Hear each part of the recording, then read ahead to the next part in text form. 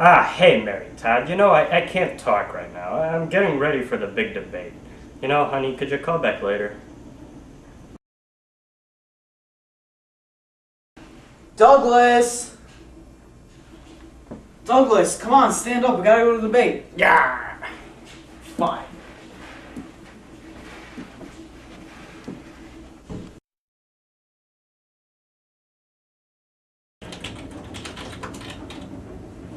You know what? Nobody understands me. I'm so underappreciated. There's Lincoln and Douglas and all these debates. But what about the moderator? I mean, I ask all the questions. I make sure nothing gets riotous. I mean, I hate this job. I hate it!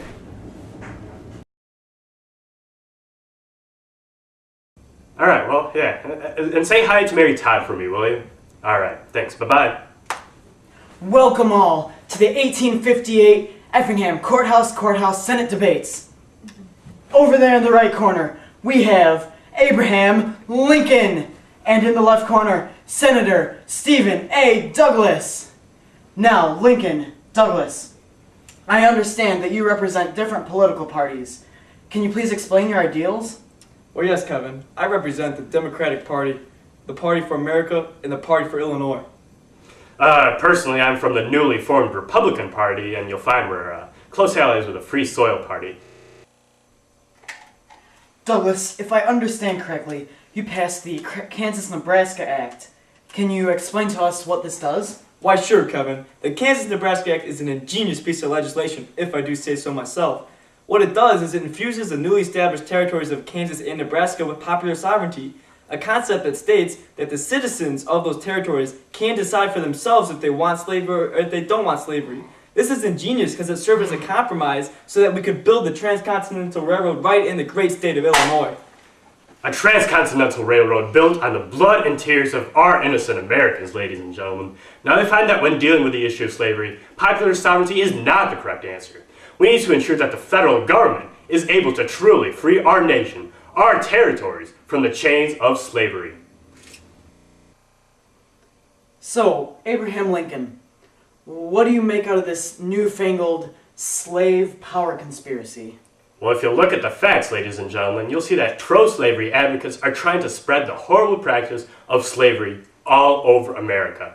Now, ladies and gentlemen, if you'll see with me that the horrible practice of slavery is ruinous towards our economy, ruinous towards the social equality that must be spread for black peoples.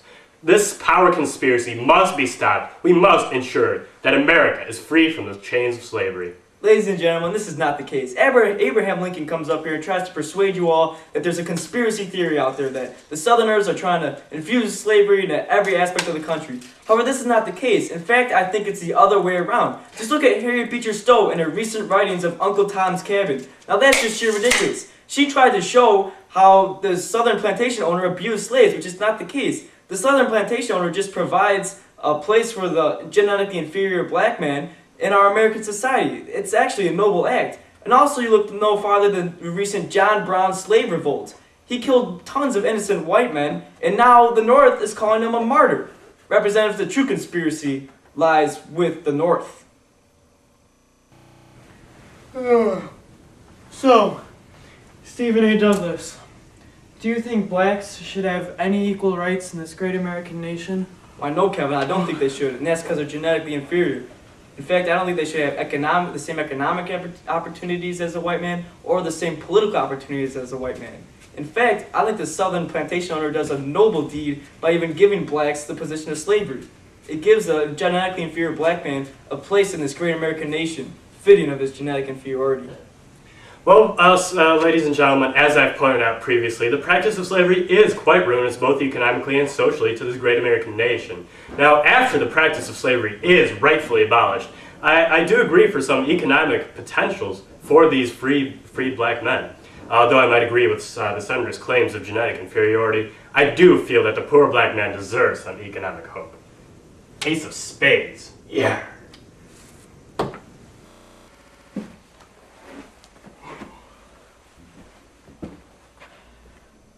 So, Douglas, what's your take on this Dred Scott decision? Well, I think the Dred Scott decision was an excellent decision by the Supreme Court because it protects the rights of Southern plantation owners. What it does is allow these Southern white owners of slaves to bring their slaves to the territories without any legal discrepancies, we'll say. So therefore, it ensures the rights of all white men. This recent Dred Scott decision is a great example of why we need congressional action in this slavery issue. Now, Senator, I don't see how you can support the Dred Scott decision, which favors the rights of white supremacists in the South, while at the same time advocating popular sovereignty in the territories, which advocates for the people's right to choose whether or not they want slavery. The two ideas seem entirely hypocritical to me. Now, to conclude, Senator, I argue that a house divided against itself cannot stand. I believe this government cannot endure permanently half slave and half free. It will become all one thing or all the other.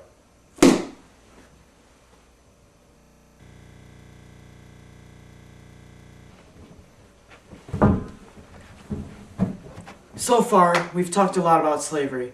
What do you guys think that slavery will be in the future, and what rights will slaves have, if any, in that time?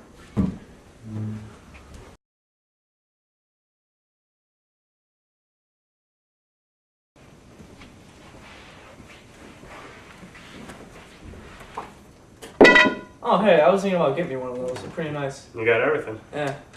Hey, where'd the moderator go? Oh, he said he was getting a haircut or something. Yeah, he would do that. Didn't have a really big role in it anyway. Not like we need him. I don't even know what he did. Yeah. Well, back to the future of slavery. I think we should leave it up to the states with popular sovereignty.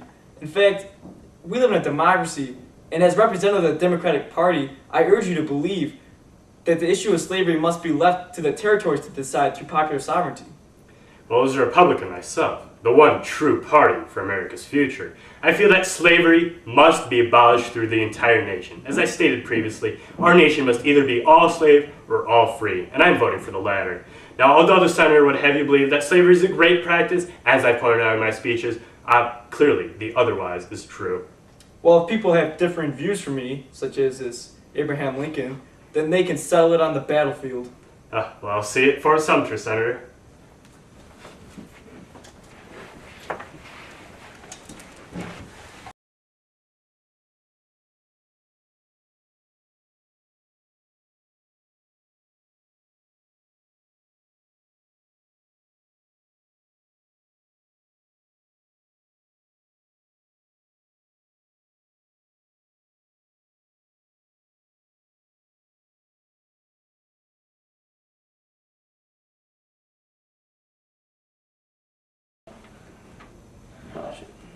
Blacks, why can't they just learn their place? Well, my beef is with civil liberties. Habeas corpus? That's so 18th century. Libertarianism? Who are they kidding?